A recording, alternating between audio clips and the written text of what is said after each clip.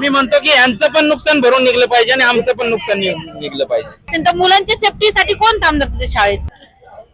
शेगड institute मध्ये गेल्या 8 दिवसापासून सुरू असणाऱ्या आंदोलनाचा फटका विद्यार्थ्यांना बसतोय अशी प्रतिक्रिया पालकांची आहे. आपण जाणून घेत काही या संदर्भात बोलण्यासाठी आपल्यासोबत काही पालक वर्ग आहेत. मला सांगा, या ठिकाणी गेल्या 8 दिवसापासून आंदोलन सुरू आहे, तर नेमके पालक म्हणून तुमच्या काय भावना? पालक म्हणून असं माझी भावना आहे की कारण आम्ही पैसे देतो सर्वांना, तर ह्यांना पेमेंट का करत नाही? ह्यांना पण पेमेंट करण्याची आवश्यकता आहे. कारण एका हाताने टाळी वाजत नाही, दोन्ही हाताने टाळी वाजते. जर एका हाताने जर टाळी वाजत असेल तर मला सांगायचं, कारण जर ह्यांचं पण नुकसान आहे आणि पॅरेंट्सच्या मुलांचं पण फार नुकसान आहे. जर पॅरेंटना जर हे गुरु आहेत, सगळे हे गुरु आहेत, जर ह्या गुरूंनी जर नाही शिकवलं तर पॅरेंटचं नुकसान आहेच आहे, तर ह्यांचं पण आहे.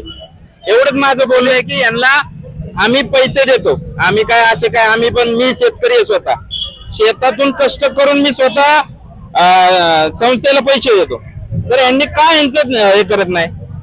पॅरेंट्सचं पण नुकसान आहे आणि यांचं पण नुकसान आहे. आम्ही म्हणतो की यांचं पण नुकसान भरून निघलं पाहिजे आणि आमचं पण नुकसान निघलं पाहिजे. हो, आणि एक सांगा तुमचं काय, पालक म्हणून काय? पालकमुळे ह्या शाळेमुळे आमच्या मुलांचं खूप नुकसान होत आहे.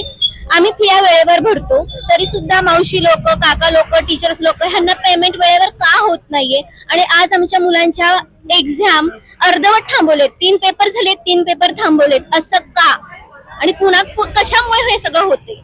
आणि आज मुलांना शाळेत पाठवलेले, जे पॅरेंट्स लोक शाळेत सोडायला येतात त्या मुलांनाच फक्त शाळेत पाठवले, व त्यातले बी जे 45 टीचर आहेत त्यातले फक्त 10 टीचर शाळेत आलेले आहेत. त्यातले बी आम्ही मुलांची सेफ्टी कशासाठी ठेवायची? की बाबा आमच्या मुलांना उद्या काय झालं शाळेत तर काय करायचं आम्ही? की बाबा आता 10 शिक्षक आहेत, त्यातले मावशी सुद्धा नाही आहेत, तर त्यातले निम्मे जर मावशी सुद्धा नाही आहेत तर मुलं कुठं सांभाळणार? तर टीचर असं म्हणतात की तुम्ही त्यांच्या बरोबर थांबा. जर त्यातले जरी 2 पॅरेंट्स जर कामाला जात असेल तर मुलांच्या सेफ्टीसाठी कोण थांबणार तिथे शाळेत? गेल्या 8 दिवसापासून हे आंदोलन सुरू आहे. तुमच्या मुलांचं किंवा अर्ध्या मुलांचं नुकसान होतंय, तर तुम्ही जे संस्था चालक आहेत त्यांना काय सांगाल की नेमकं काय? सर, त्यांनी लवकरात लवकर हे सिस्टम, आणि त्या म्हणतात की 2 महिने अजून सुद्धा तुम्ही थांबा.